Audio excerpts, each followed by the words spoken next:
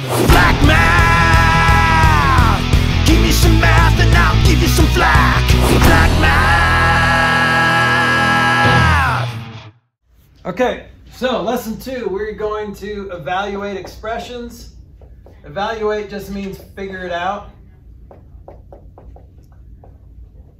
And we're also going to combine like terms.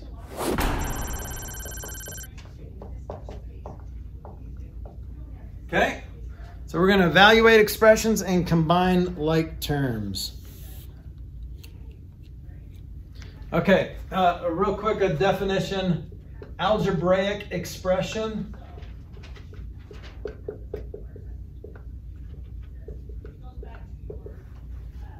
Could contain letters and numbers, but it could just be all numbers. So 5 is an algebraic expression, or 5 plus 3 is an algebraic expression. It's also a numerical expression, but 5 plus x is an algebraic expression, but it's not a numerical expression. Numerical expression has to be just numbers. But algebraic expression says it could contain letters and numbers, or variables and numbers. So here's some examples. 5 plus 3 is an algebraic expression. 5 plus x is an algebraic expression. Okay?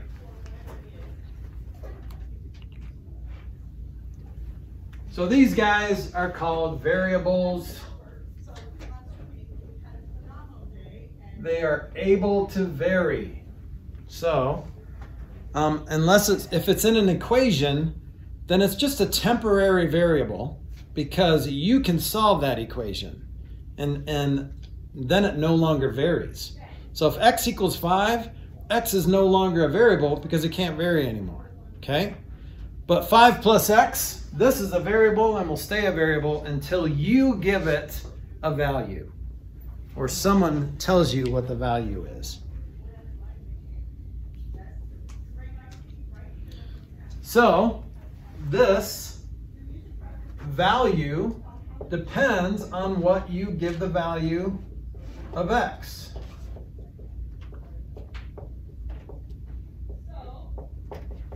Okay, so x is what we call, we're dependent on, we're waiting for x to make up his mind, okay? We're waiting for x to tell us what it is.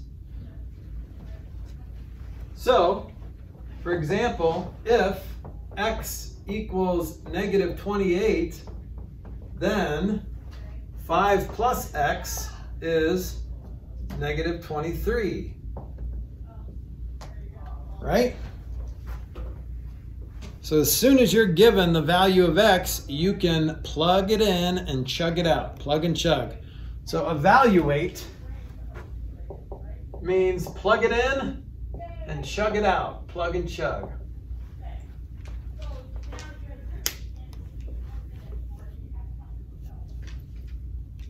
Good so far? This is all pre-algebra stuff. Here's some more pre-algebra stuff. Order of operations.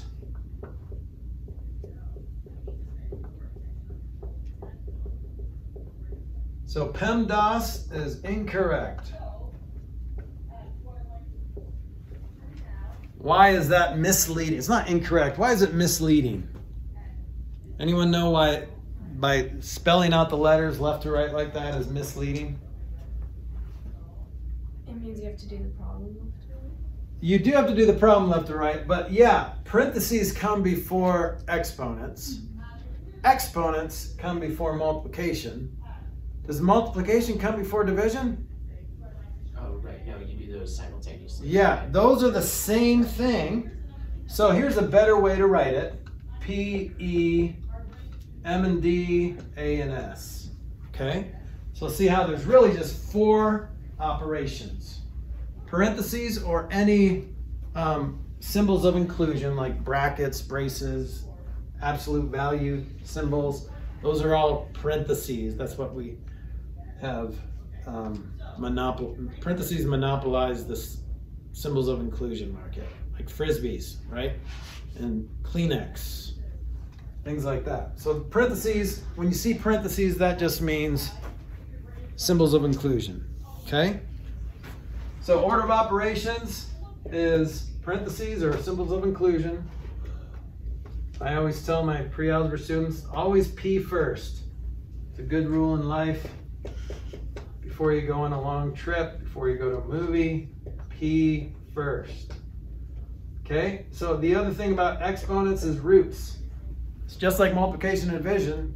You do your exponents and roots at the same time, left to right. Whatever's on the left, you do first. 3, multiplication and division. Am I in the way? No, what is number 1? I can't read it. Parentheses. It looks like parathesis right now. It probably is, yeah. Parentheses. It's okay. I get what you mean. It's Silas's fault. Okay. So if, Does that say roots? yeah, Okay. like exponents and roots. Yeah. I mean, technically, we're going to learn that you can write every root, just like you can write every division problem like a multiplication problem, you can write any root problem like an exponent, which is going to be awesome. You're going to love it. Okay, so let's evaluate some expressions.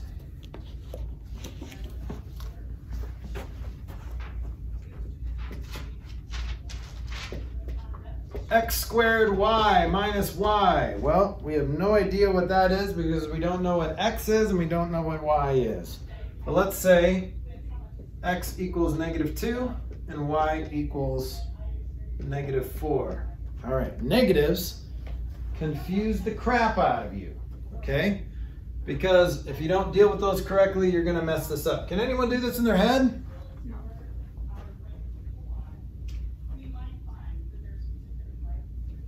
Anyone want to try it in their head? I just set you up, like, because I'm warning you that it's difficult to do in your head, but you can. It's just a lot to remember, especially for 20. It is 20. That's what Jessica said. Okay, so now the trick is you're squaring x. Well, what's x? -2. So when you plug it in, use parentheses. Plug in with parentheses. Okay? Because if you don't plug it in with parentheses, it's going to be -2 squared. Well, that's a different math problem. Remember, you square the 2 before you apply the negative. And then y is -4 minus -4. So what do we do first? We do powers and, well, you do parentheses. Well, there's not any operations happening inside of parentheses. There is one specific operation, it's negating it. So now that 2 is negative. Okay, so we do that first. We square -2, we get 4. Times -4, there's no other operation happening inside that parentheses, so just write it. And then minus -4. So see what we did first? We just did that. We just did that exponent first, okay? Next, we're gonna do multiplication, right, before division. It's a difficult cap. Okay, so do this one next. 4 times -16. Did somebody say, I thought it was, did you guys say 20 or -20? I thought it was -20. Oh, we're all wrong here. I thought, Okay. no, -2 times 2 isn't that -4? Nope, so it's +4 because a negative times a negative is a positive. Okay. So then we get -16 Plus 4, so it's... plus, and then minus -4, but what do you do when you subtract a negative? Subtraction is dumb, chicken scratch. So boom, boom. So see how doing it in your head, even I, and I'm wicked smart, didn't do it right. So then it's -12 is the answer. That was a little threw us for the loop thing. Okay, so write it out. In your homework, you can do it in your head if you want. But on a test, write it out and do it in your head, okay? Because sometimes writing it out, I'll be honest, makes it more confusing, okay? Why did I close my book? Pause.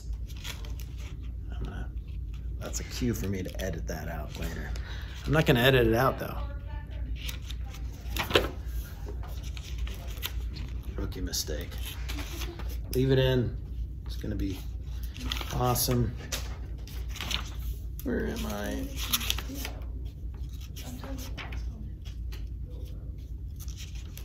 Where are you? When does class end? Oh, you really want to leave? Jeez. It's like 6 after or something like that. Sick. Is it 7 after? That was close enough. Okay. You guys want a little redemption here? Let's do this. 2xy plus 3y squared.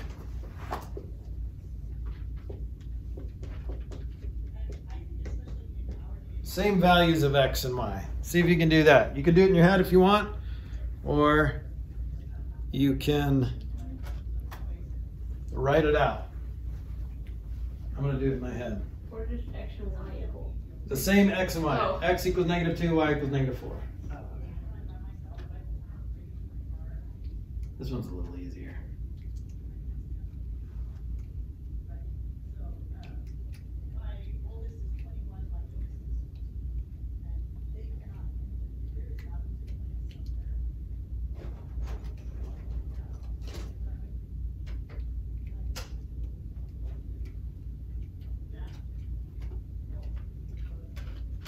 Calculators aren't always the best option. I mean, use your calculator, but be careful.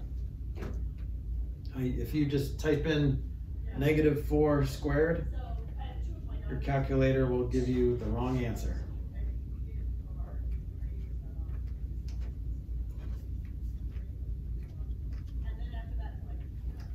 All right, what'd you get? I'm not even done yet. Sorry. I think 54. Okay. You did the right thing, you just added wrong. I got 64. I got 64. Yeah, too. you had 48 plus 16.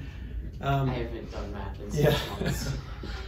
Adding, I haven't done math in over a year. that's a because tough chemistry doesn't in have your it. head addition problem, I'll be honest. Okay, so yeah, if I wanted to write it out, I'd say 2 times -2 times -4, but I'm going to use parentheses, plus 3 times -4 squared. I'm going to do exponents first, so that is a positive 16. Everything else is the same. So 2 times -2 times -4 plus 3 times 16. Now I'm going to do multiplication next. So all of that, a positive times a negative times a negative, the negatives cancel, and you get, is that our 16? Yeah, 16 plus 48, which is 64. Okay, good. This is a lot of review, guys, so don't stress too much about it.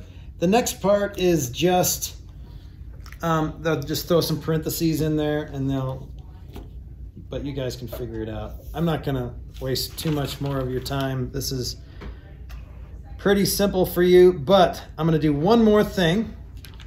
So the next section talks about putting parentheses in there. Make sure you do parentheses first. Boom, boom, boom.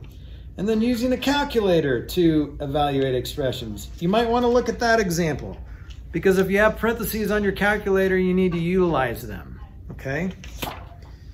All right, so what we're gonna do is we're gonna simplify the problem first before we evaluate it. So now we're gonna talk about combining like terms. There's 2 things. When I say simplify, you're looking for 2 things, mostly. You're looking for parentheses that you want to seek out and destroy, and you're looking for like terms, okay? You're also looking for, like simplifying a fraction, how you can reduce a rational expression or reduce a fraction, okay?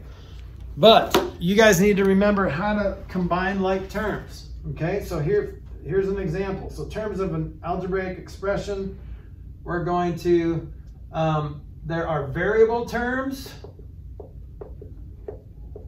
basically have a variable in it, and constant terms. constant terms, okay?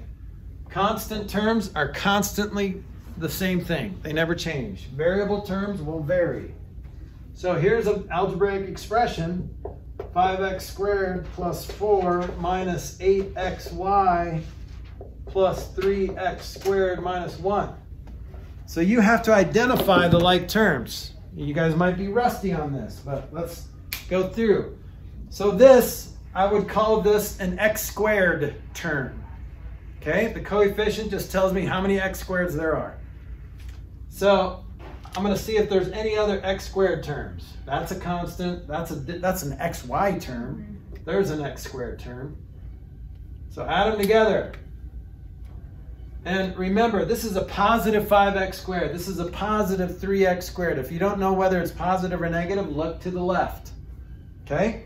So that adds up to 8x squareds. All right, let's look at our xy terms. There's just one. So what do I write? Just Negative 8xy. So we just write that down, but make sure it's being subtracted, because it's being subtracted on top, so it has to be subtracted on the bottom.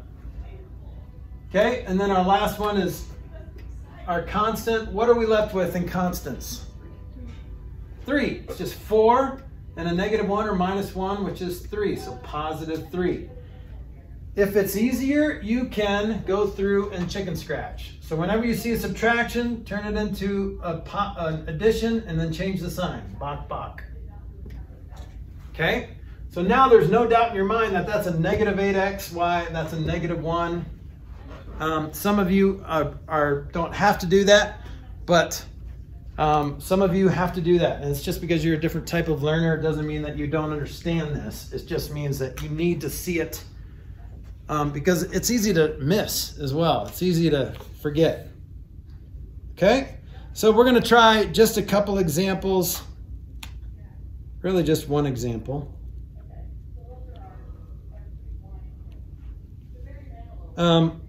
And then we're going to evaluate it. Okay, so let's do this. This is example 5, I think. Next example 4. So 3xy minus 2x plus 4 minus 6yx plus 3x. Okay, I want to evaluate that. And remember, x equals negative 2, y equals negative 4. Now technically, I don't have to simplify this.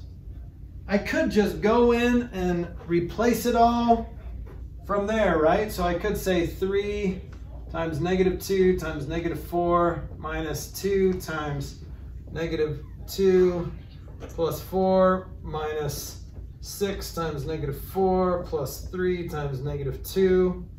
And let's see, I get 3 times 8 is 24 minus a negative 4, so plus positive 4, plus 4 minus plus 24 minus 6. That's confusing, right? I'm going to chicken scratch that, boom, boom. So 28 plus 4 is 32, so 56 minus 6 is 50. Or I could simplify my like terms first and then evaluate. There's no wrong answer. You could do that. So I'm gonna put these two together, because remember, oh wait, I wrote this down wrong. Shoot. This is a yx. That makes it way more fun. Negative 2. So instead of a 24 there. Let's just pretend though. Actually, I already did it. I'm just gonna pretend that's the answer. Okay, that's fine. So this is minus 48. That's a big difference. So 32. Okay, we're just gonna say it equals that. Minus 6. It's 26 minus 48. Negative 22, is that right? Sure. And we're gonna stick with that for now. If it's wrong, then you can get a free problem set if you catch it. So let's combine these xy's together. Remember, xy is the same thing as yx because of what property? Commutative, that's right. So what's 3 of these minus 6 of those? Negative 3 xy. All right, let's combine our x's. Negative 2 and positive 3 is just one pretty little x. And then I just have one constant, and that's just 4. This is a little bit easier of a math problem, right?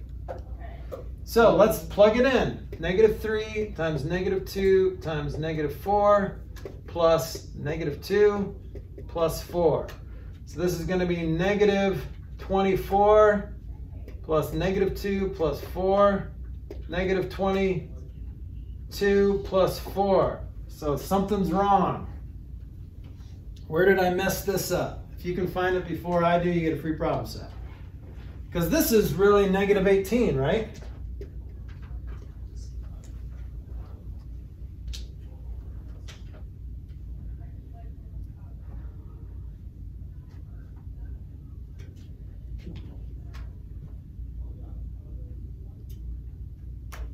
Where's the extra 2? Yeah, where did you get that? That in the right side, you have that other 2. This 2 here? Yeah. So this was just me combining like terms and plugging in x is negative 2.